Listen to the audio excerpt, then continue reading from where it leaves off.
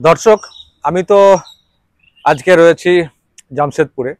এখানে ভোট হচ্ছে। ভোট দেখতে এসেছি, দেখছি কেমন ভোট হচ্ছে, আর বাংলাতে যে ভোট হয় তার সঙ্গে মানে তুলনা করছি আর কি। তো ঘুরতে ঘুরতে বাঙালি পেয়ে গেছি।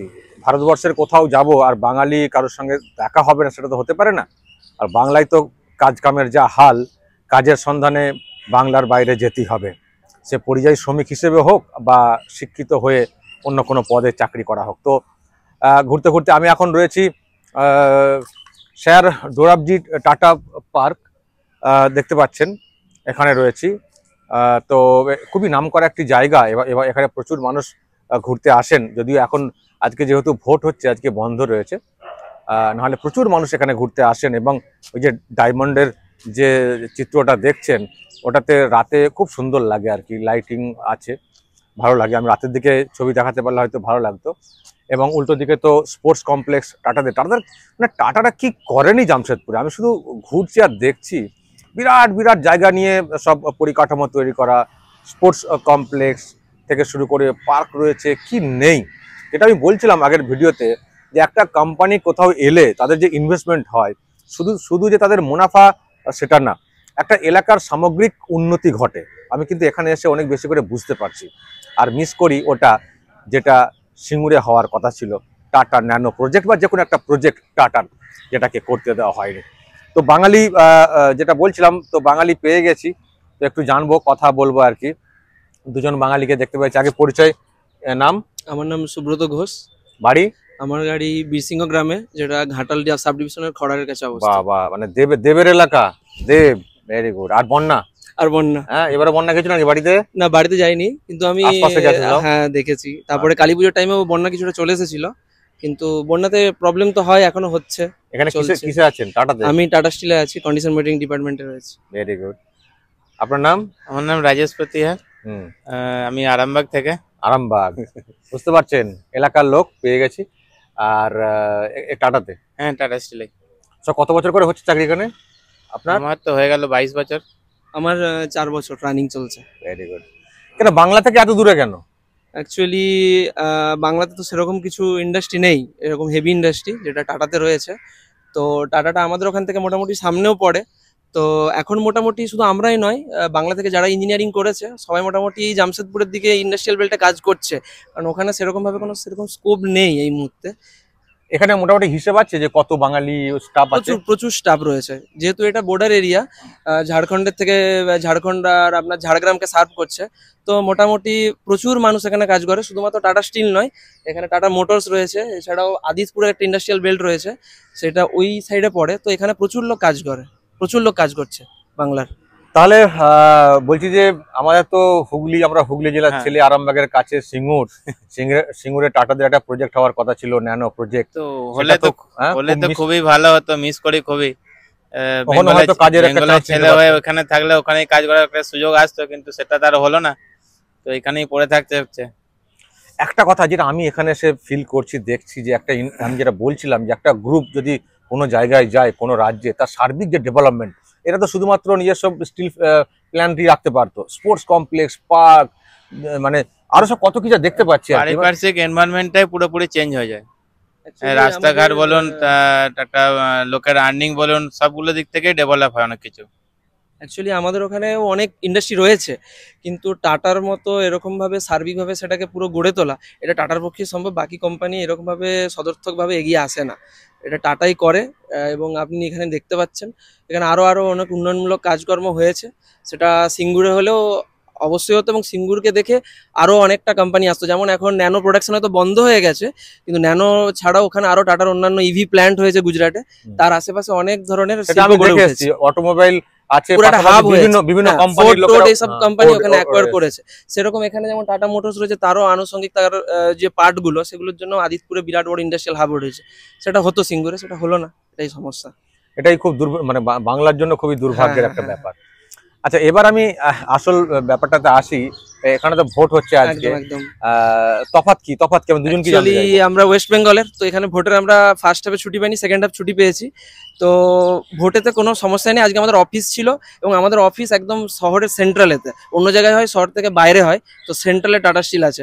তো কোনো রকম কোনো প্রবলেম নেই, আমরা আরামসে আমাদের পথের যে রাস্তায় ওইখানেই ভোটের পোলিং বুথ ছিল, আমরা গেছি আরামসে, এসেছি, এখন আরামসে দাঁড়িয়ে আছি, রাস্তাঘাট পুরো ফাঁকা, সব ঠিকঠাক চলছে। আপনি কোনো কোথাকার problem ভোটার এখন? নেই। আমি ঘাটাল। ঘাটালে? হ্যাঁ হ্যাঁ। ঘাটালে তো ভোট দিয়েছেন, বলুন এবার তফাৎ। ওখানে সবসময় মানে বোঝা যায় একটা ভোট হচ্ছে, এখানে বোঝাই যাচ্ছে না ভোট হচ্ছে। ভোট হচ্ছে, জোর জবরদস্তি, বোমা গুলি এসব আছে এখানে? না, এখানে কিচ্ছু নেই, আমরা এখানে অফিস করে এই ফিরছি, কোনো রকম সমস্যা নেই, কিচ্ছু নেই। চমকানি ধমকানি, বুট না, জ্যাম, ছাপ্পা, রিগিং শুনেছেন? না, এখানে কিছু শুনি। রাজেশ, এখানে ভোট খুবই শান্তিপূর্ণ আপনি কোথাকার ভোটার এখন? এখানকার হয়ে গেছেন, কনভার্ট হয়ে আমার গেছে? এখানে হয়ে গেছে এখন। তাহলে ভোট দিয়েছেন তো আজকে? হ্যাঁ, আজকে কেমন দিয়েছি। দেখলেন পরিবেশ এখানে? খুব শান্ত পরিবেশ, কোনো অসুবিধা নেই, নিজের মতো যাও, ভোট দাও, চলে যাও। এখানে কোনো কেউ কাউকে ফোর্সফুলি কেউ কিছু করে না, কাউকে ধমকানো ওসব কিছু মানে নেই। আগের দিনে বাড়িতে গিয়ে ওসব কিছু নেই এখানে। হ্যাঁ, এখানে এখন ওসব কিছু নেই। তারপরে খুব হারলে শান্তি। হারলে ঘর লুট হয়ে যাবে ঘরে, ওই এখানে ওসব প্রবলেম কিছুই নেই, জিরো। আর বাংলাতে কেমন ভোট? নিশ্চয়ই এখানে 22 বছর বলছেন না? হ্যাঁ হ্যাঁ তাহলে বাংলাতে যে ভোট হয় নিশ্চয়ই তো খবর টবর রাখেন বা জানতো বাড়ি হ্যাঁ, নিশ্চয়ই। বেঙ্গলে ভোট দিয়েছি অনেক বছর আগে, একবারই দিয়েছি। তো ওখানে তো মারপিট দাঙ্গা এইসবই আর কি লেগে থাকে, কত তফাৎ! প্রচুর তফাৎ। আমি ঢুকলাম, আমার মায়ের ভোট অন্য কেউ দিয়ে একজন চলে গেল সামনেতেই। তাই এরকম হয়েছিল? হ্যাঁ, আমি যে একবারই ভোট দিয়েছি, আমার মায়ের ভোট দিতে পারিনি। তো আমি সেই সময় আমার ভোটটা দিয়েছিলাম, খালি প্রিজাইডিং অফিসারকে দিয়ে কমপ্লেন করলাম, কিছুই করে না, মায়ের ভোট অন্যজন দিয়ে লেখা। অন্যজন দিয়ে চলে গেল। আচ্ছা, এবার আমি যেটা বলতে চাই যে ইন্ডাস্ট্রি, যে বাংলাতে ইন্ডাস্ট্রি মানে বিজনেস নিয়ে অনেক প্রশ্ন রয়েছে। তোলাবাজি, আমাদের ওখানে প্রচুর তোলাবাজি হয়, এমন চাপ, পলিটিক্যাল চাপ, ইউনিয়নের চাপ, এই টাকা দিতে হবে, এই জন্য অনেক লোক ইনভেস্ট করতে আসে না। এরকম এখানে নেতাদের সব তোলাবাজি কিছু আছে না? অ্যাকচুয়ালি টাটা স্টিলের ভিতরে টাটা স্টিল ইউনিয়ন ছাড়া, যেটা কোনো রকম পার্টিগত ইউনিয়ন নয়, ওটা টাটা স্টিলের কোর ইউনিয়ন, ওটা ছাড়া আপনি টাটা স্টিলের এখানে কোনো একটা জায়গাতে, টাটা স্টিলের 4-5-6টা গেট রয়েছে, কোনো একটা গেটে এখানে যে রুলিং পার্টি রয়েছে তার একটা পতাকাও দেখতে পাবেন না। তাহলে কর্মীদের নিজস্ব একটা ইউনিয়ন আছে কি? নট পলিটিক্যালি হয়নি যে অমকের ইউনিয়ন, না না, এরকম আইএনটিটিইউসি আমাদের যেমন না, আছে, এরকম সিটু, কিচ্ছু নেই। এরকম কোনো ব্যাপার নেই। ওসব কিছু এখানে ইউনিয়ন নেই।